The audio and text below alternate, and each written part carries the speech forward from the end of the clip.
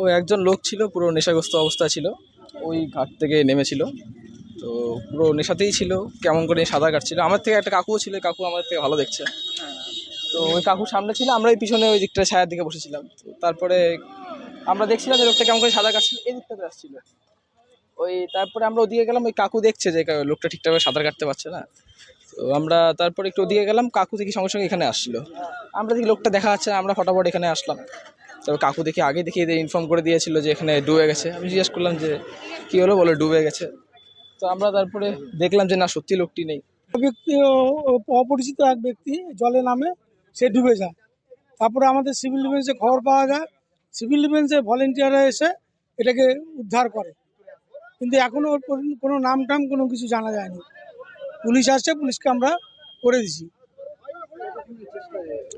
এটা 8 ঘন্টার মধ্যে আমরা রিকভারি করতে পারছি।